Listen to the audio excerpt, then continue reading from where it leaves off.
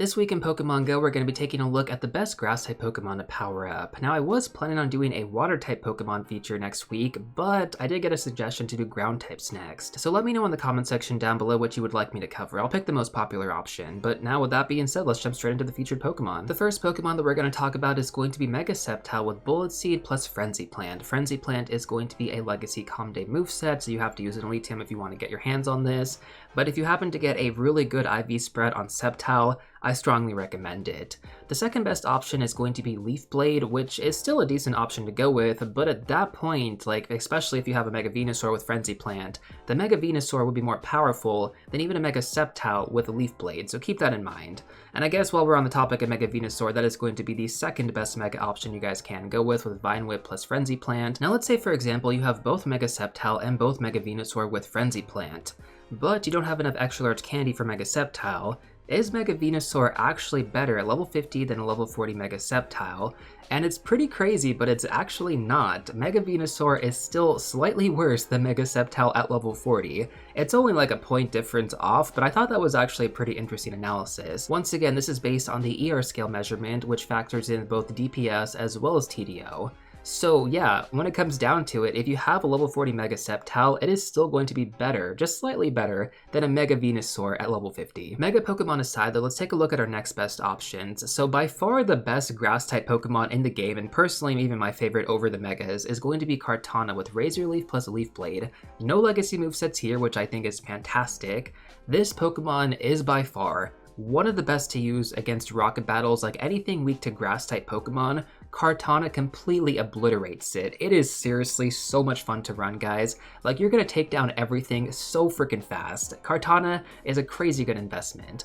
The only downside is that Kartana is a little bit glassy, so you kind of have to take advantage of the stun lock method, which is basically when you have Kartana in the second slot, and then you swap it into the first slot immediately once the battle starts. This kind of stun locks the Pokemon, or at least stun locks the Rocket Grunt, and then you can actually farm it down a little bit easier without having to worry about the glassiness of Kartana. Overall, Kartana is going to be an S tier pick for Grass-type Pokemon. This has been one of the best for the longest time, and if you don't have one, I strongly recommend trying to get one from Lucky Trades. Now, we do actually have some other really good Grass-type Pokemon that are kind of similar to Kartana's level. The next one is going to be Zarude with Vine Whip plus Power Whip. This is going to be a mythical Pokemon that was only available in Pokemon GO twice, I believe. The second time it was available, there was an additional special research or paid ticket I think you guys could get for $8, which was kind of expensive in all honesty, but at the end of the day, Zarude is one of the best Grass-type attackers in the game. There's no Legacy movesets required.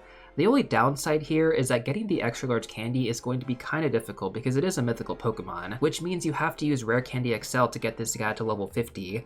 That can be kind of a difficult task. I mean, I have been saving up my Rare Candy XL for a very long time. Unless you guys are raiding like constantly, this is going to be something that's very difficult to achieve. So when it comes down to it between Kartana, I still recommend Kartana over Zarude, but the upside to Zarude is that it also has relevance in the Open Master League, so you can definitely run this as both a Grass-type attacker as well as a Master League option. You can also run Zarude as a Dark-type attacker too with Bite plus Dark Pulse, but I wouldn't really recommend it. You have a lot of better options out there these days. Now finally, our last Pokemon on the same level as both Kartana and Zarude is going to be Shaman in its Sky form with Magical Leaf plus Grass Knot. Once again, no Legacy movesets here, which I think is fantastic, but again, the downside is that Shaman is going to be a mythical Pokemon, which means getting that extra large candy to power it up to level 50 is going to be quite a difficult task, just like Zarude would be. And so at the end of the day, because these Pokemon are going to be so difficult to get past level 40, Kartana remains the GOAT for that reason as well. Now let's take a look at some of our best shadow options available for Grass-type Pokemon, and unfortunately none of them are going to be as good as the three that I just mentioned or even the Mega options. So really when it comes down to it, I wouldn't recommend investing into these unless you happen to get like a really good IV spread. And most of them do require Legacy movesets, so you have to use an Elite TM as well, which makes them not as desirable, but let's go over the options you guys can invest into. The first one is going to be Shadow Tangrowth, the only one that doesn't actually require a Legacy moveset. The optimal moveset you want to go with is going to be Vine Whip plus Power Whip. This Pokemon is the best Shadow Grass-type attacker in the game currently. The next best Shadow Grass-type option is going to be Shadow Venusaur with Vine Whip plus Frenzy Plant. Now what's actually really cool about Shadow Venusaur is that if you ended up getting a good IV spread for the Open Ultra League, you can use this for both the Ultra League as well as for the Raid/Gym Edit because it powers up to around level 35. So that's great because it has dual functionality. Unfortunately for the other ones, it doesn't really have that, so that's why Shadow Venusaur is probably one of the better ones to invest into. Now following following that, we have Shadow Sceptile with Bullet Seed plus Frenzy Plant as the Legacy Charge move. You have to use an Elite TM if you want to get this, but I wouldn't really recommend it. If you have the Elite Charge TM, I would definitely use that on a Mega Sceptile rather than the Shadow. Like I mentioned, guys, you have Shadow Tangrowth, you have Shadow Venusaur, and then finally we also have Shadow Torterra with Razor Leaf plus Frenzy Plant once again as a Legacy Charge move. Now, of course, compared to Kartana, Zarude, and Shaman in its Sky form, they're not going to be as good as those three, but, you know, 2 of those are mythical, 1 of them is a legendary. If you want to go with something different, I think these are going to be great picks, but out of those 4 options,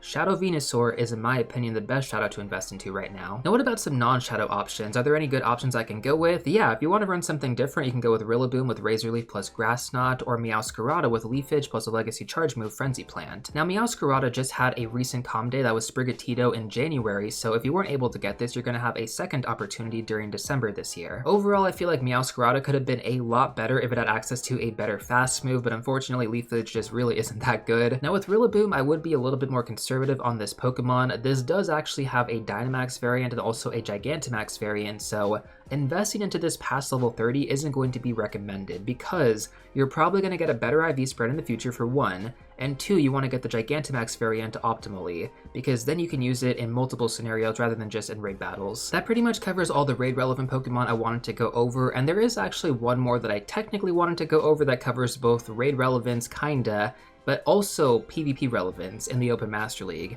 That Pokemon is going to be Tapu Bulu. Now, Tapu Bulu does need to have the Legacy moveset Nature's Madness, which you can only get from raid battles, but you can Elite TM if you want to get it. This Pokemon is currently ranked in the top 30 right now for the Open Master League, so it's actually pretty good. You can also use this as a Grass-type attacker as well. It's like slightly worse than Meowscarada, so it's really not that bad if you want to go with that. I would definitely think that Tapu Bulu, especially if you power it up for the Open Master League being at level 50, that's going to be a solid pick. Comparably to like a Kartana, for example, it's going to be around level 35, so like a level 35 Kartana is going to be equivalent to a level 50 Tapu Bulu, but again, you're powering up Tapu Bulu for the Master League meta, not so much for the Raid/Gym meta as a Grass type, but you can definitely use it in both. The next Pokemon I want to talk about is going to be Jumpluff in the Open Great League. This Pokemon has been in the top of the meta for quite some time now. I want to say the last few seasons it has held up, so Jumpluff going to be an excellent investment. What's actually really nice about it too is that Jumpluff had a Calm Day, but the Calm Day exclusive moveset isn't even recommended anymore for it. So if you happen to get a really good IV spread on your Hoppip, which is going to be the base stage form, you can just evolve it into Jumpluff without actually having to worry about getting the Legacy moveset. I think that is fantastic personally, because there are so many Pokemon in game that require Elite TMs, it can be a little bit daunting. But Jumpluff, it's the GOAT, and especially if you get the Shadow variant, this is also ranked really well. Next up we have Serperior, which is another Calm Day exclusive Pokemon. This one does require the Legacy Charge move Frenzy Plant just like some of the others. In the past few seasons, Serperior has actually been one of the few Pokemon as far as grass types go that's held up pretty well in the overall meta, so when it comes down to this investment, I would recommend it, especially if you have one for the Open Great League. Now following that, we also have Decidueye, which had a Calm Day last year, I believe. Now, this Pokemon is pretty good for the Open Ultra League, not so much for the Open Great League. Ideally, for the best moveset, you want to go with Astonish plus Frenzy Plant, which is going to be a Calm Day exclusive moveset similar to all the others, and then Spirit Shackle, which is going to be a signature moveset for Decidueye. And then finally, our last Pokemon, one of the most desirable options to go for in the Open Ultra League is going to be Virizion. Now, you do need to have the Legacy Charge move Sacred Sword, which was a raid exclusive moveset, but you can Elite TM for it. Now, when it comes down to Virizion, the best moveset is going to be Double Kick plus Leaf Blade and Sacred Sword.